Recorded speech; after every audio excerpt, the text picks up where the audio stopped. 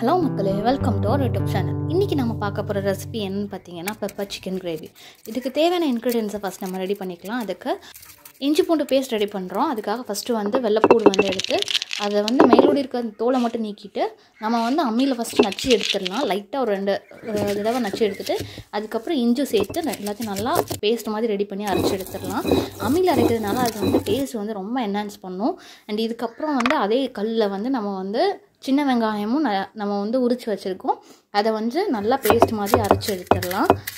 Paste நல்லா அரைச்சி எடுத்து வச்சுருங்க. இப்போ தக்காளி நம்ம கட் பண்ணி ஆட் பண்ணிக்கலாம்.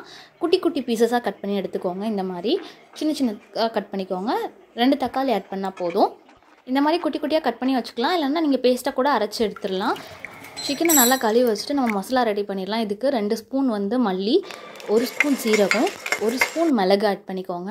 ஏன்னா மிளகு பவுட்ரு நம்ம தனியாக ஆட் பண்ணுவோம். சப்போஸ் உங்களுக்கு நீங்கள் மிளகு பவுட்ரு ஆட் பண்ணலன்னா இது கூட 2 ஸ்பூன் மிளகு ஆட் பண்ணி பவுட்ரு பண்ணி வச்சுக்கோங்க. இப்போ ஒரு 3 டேபிள் ஸ்பூன் எண்ணெய் விட்டு சிக்கன் நம்ம கழுவி வச்சுருக்க சிக்கன் அதில் போட்டு நல்லா ஃப்ரை பண்ணிவிடுங்க. சிக்கன் பாதி வெந்து வரணும் அந்த ஆயிலே. சிக்கனுக்கு மட்டும் தேவையான அளவு ஃபஸ்ட்டு உப்பு ஆட் பண்ணிக்கோங்க. அந்த எண்ணெயில் அது கொஞ்சம் வெந்து வரதுக்காக. நான் இப்போ இதில் ஒரு 1.5 டீஸ்பூன் உப்பு ஆட் பண்ணியிருக்கேன். நீங்கள் எவ்வளோ சிக்கன் ஆட் பண்ணுறீங்களோ அதுக்கு பாதி அளவுக்கு உப்பு போட்டால் போதும். சிக்கன் வேகிறதுலேயே பாதி அளவு போட்டால் போதும். இது கூட 1 ஸ்பூன் மஞ்சள் ஆட் பண்ணி நல்லா மிக்ஸ் பண்ணி வச்சுருங்க. நல்லா எண்ணெய் கொதிச்சு வரையும் 1 டீஸ்பூன் இஞ்சி பூண்டு பேஸ்ட் நம்ம அரைச்சி வச்சுருக்கிறது அண்ட் சின்ன வெங்காயம் நம்ம அரைச்சி வச்சுருக்கோம்ல அதையும் ஆட் பண்ணிக்கலாம். நம்ம தக்காளி கட் பண்ணி வச்சுருக்கிறதையும் ஆட் பண்ணிடலாம். இப்போ எல்லாத்தையும் நல்லா மிக்ஸ் பண்ணி விட்டுருங்க. இது நல்லா மிக்ஸ் ஆகி நமக்கு அந்த பச்சை வாசம் போகிற வரைக்கும் அது வதங்கி எண்ணெய் பிரிஞ்சு வரணும்.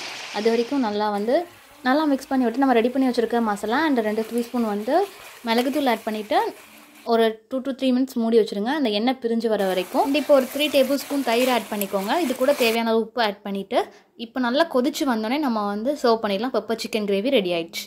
டேஸ்டியான பெப்பர் சிக்கன் கிரேவி ரெடி ஆயிடுச்சு. வீடியோ பிடிச்சிருந்தா லைக் பண்ணுங்கள். டிஷ் பிடிச்சிருந்தா கமெண்ட் பண்ணுங்கள். சேனல் பிடிச்சிருந்தா ஷேர் பண்ணுங்கள். எல்லோரும் மறக்காமல் சேனலை சப்ஸ்கிரைப் பண்ணுங்கள்.